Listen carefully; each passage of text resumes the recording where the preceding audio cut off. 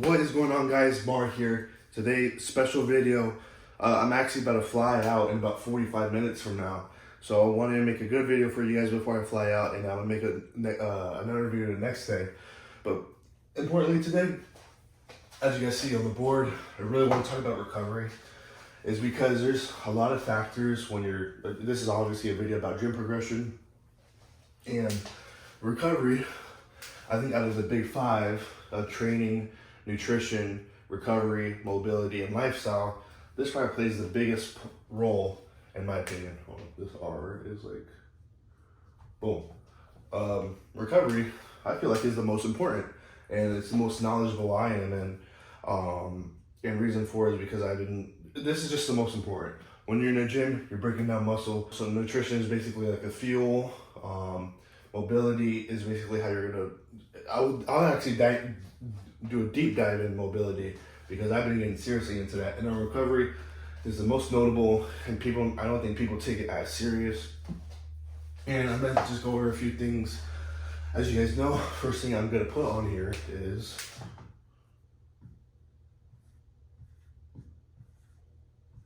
cold plunge. Now, I know there's a lot of controversy over cold plunges, but so first thing honestly I'm gonna put, if you guys follow me, is that I'm a big fan of cold plunges. Reason for just many benefits. Obviously, recovery, mental, I don't want to say fortitude, but mental health you could put.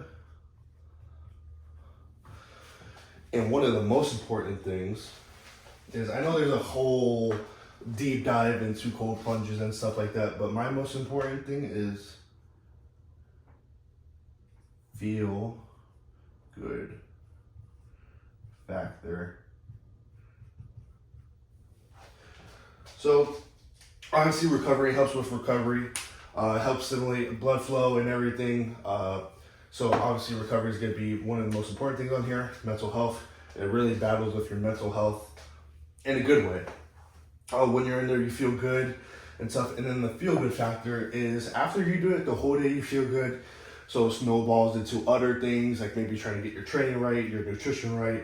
Maybe it pushes you to do some mobility stuff. And because when you're in a cold plunge, that shit sucks.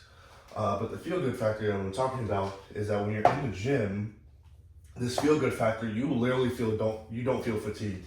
I remember I hit deadlift on Saturday, and then I deadlifted Tuesday, which I never do, but I took a cold plunge the day before, and my hips were good. I hit a PR. My back felt good. I didn't have no like lower back pump that I usually do if I deadlift twice a week. And the cold plunge I literally got, and I'm getting all these benefits, and it's literally, I got a 150-gallon trough. I'll probably put a picture up for $60 on Facebook Marketplace. $60, and you're able to use it forever. Or if you get a chest freezer, I personally, my dad had a little chest freezer, which is probably $50. $50, and then you go to Home Depot and get a $5 5-gallon bucket. Now what you're gonna do, so now you have a cold plunge for $115. And reason for it, 5-gallon bucket, you fill this up with water, and in 3 days it turns into ice. You put this in here, you put obviously the water and the 50-gallon chest freezer just to cool down the 5-gallon bucket. You can also put water bottles, 2-liter bottles, whatever. But for $115, you have yourself a cold plunge. And cold plunge, like I said, I'm really big into it. I feel like everyone should really use it because I feel like it's one of the best forms of recovery. And the main important, like I said, is the feel good factor. I can't stress enough. I got this maybe 3 weeks ago. I've been using it twice a week. And I'm literally trying to invest now into a big chest freezer so I can put my whole body in and use it every day. Just because all of these are huge, it motivates you to do a lot of stuff too. But, and speaking of cold plunge, if you guys do cold plunge, you guys need to take a hot shower out there, and then you will feel amazing. Next, you have massage therapy. And I know this goes into like the yoga stuff or mobility stuff, but yoga / stretching. Now, I'm huge into both of these things. What I like to do is the massage therapy. You just get a massage gun, whatever you guys have.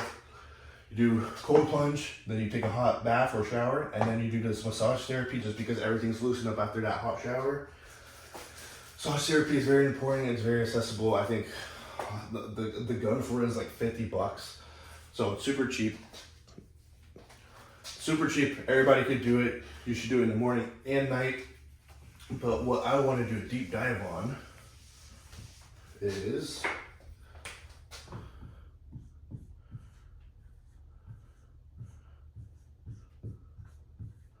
stretching. Huge into this. Okay. We are at 6 minutes. We're good. Yoga and stretching. Why I think this is one of the most important fucking things in just literally recovery. Like I said, it plays into mobility as well, obviously. When you got, I just see a lot of people now, they really struggle with just like mobility issues. And this, I can't explain how good I feel in the gym now that I've been doing yoga and stretching every day. You literally could find 20 minutes every day. Morning and night.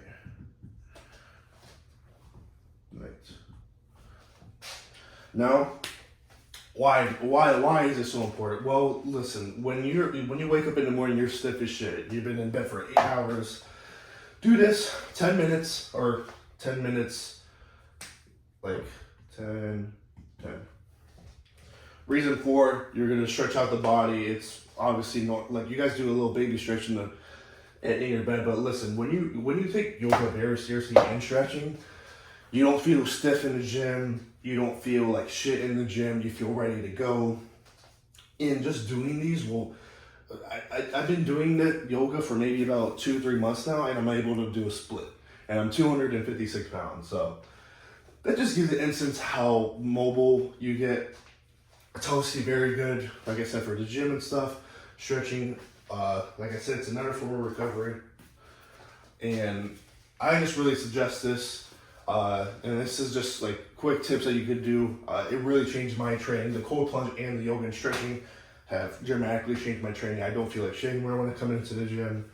And like I said, recovery is the most biggest thing, and people don't take this serious enough. And I know 99.99% of you watching probably right now don't do either of these things, yoga or stretching.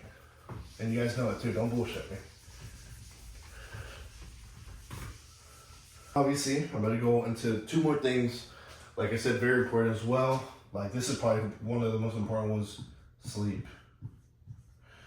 Obviously, there's many studies that you should be sleeping 8 to 9 hours, but if you're getting, let's say you're getting 7, 9 hours, you're good. But if you're sleeping 5 hours and your sleep is shit, everything is right, you're gonna, it just plays into, the thing in this sense with training, you can have everything dialed in, and if this is not dialed in, you're fucked.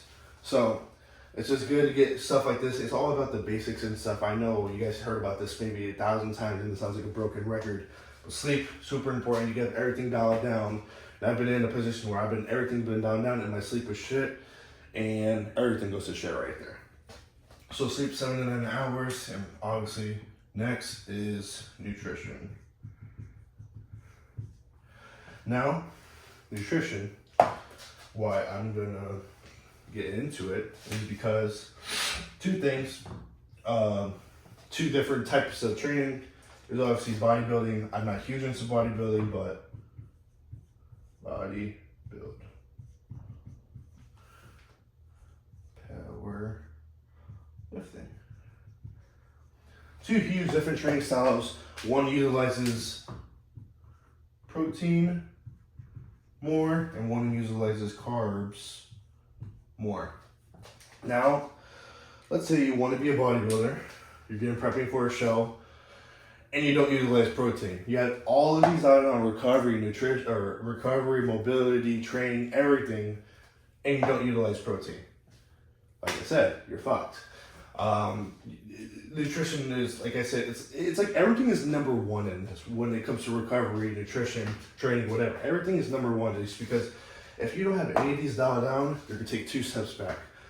So bodybuilding, they use protein, they utilize carbs as well. I'm just saying this is probably the number one, is because bodybuilders eat a lot more protein compared to powerlifting. Like when I switched back to powerlifting, I cut back a lot on my protein, and now I eat mostly carbs, potatoes, rice, whatever you like, sweet potato.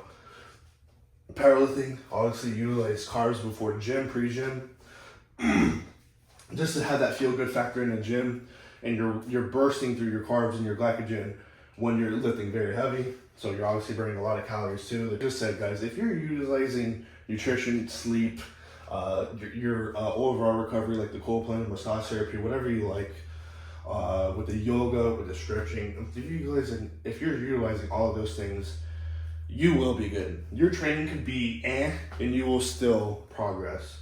Obviously, training is one of the most easiest things, in my opinion, to get down. You know, when I say training is one of the most easiest things, is because if you fuck up the training, or if you fuck up the nutrition or the recovery, your training gets a big factor. That's why I'm gonna go over training now.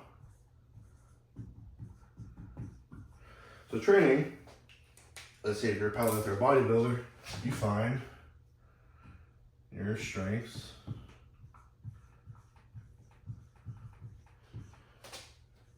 weaknesses.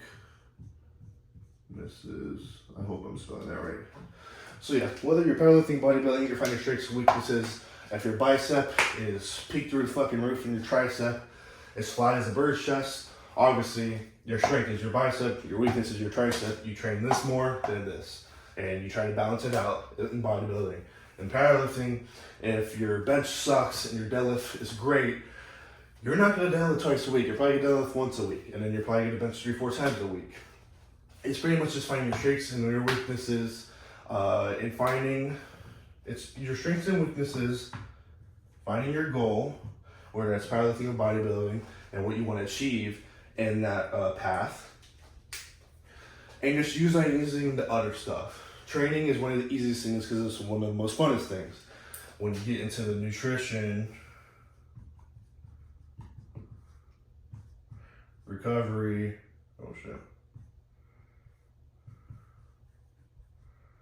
etc. That's the boring shit. No one really wants to do that shit. And this is the most fun stuff. Like I said, finding strengths, weaknesses, your goals, how to achieve that. Then you can get into stuff like training styles. And then you could, yeah, like I said, you could get into stuff like training styles. Like if you want to do bro split, Arnold split, this, that split, whatever the fuck. Most people will find their training style easily. They'll find their goal easily, where you want to do powerlifting, bodybuilding. And now you just gotta set your strengths and weaknesses, and then you dial it back, you go back on it, and then you dial back nutrition, recovery, and other stuff like I talked about. And that's pretty much it. I just wanted to make a quick video for you boys. Maybe it helped you, maybe it didn't, maybe you took something down, took some notes, whatever. I just wanted to do that. Like I said, boys, thank you guys for watching. I'm gonna go on a flight, make some cool videos at this powerlifting gym. And so yeah, and I'll post this right now actually. Today, I think today is Thursday. So I'll post this right now. I'll have a video up tomorrow on Friday as well. We're gonna be going to the powerlifting gym. We have squat, we have a single. I hope you boys are excited for that, because I am. And yeah, boys, I hope that helped. Thank you guys for watching. Peace.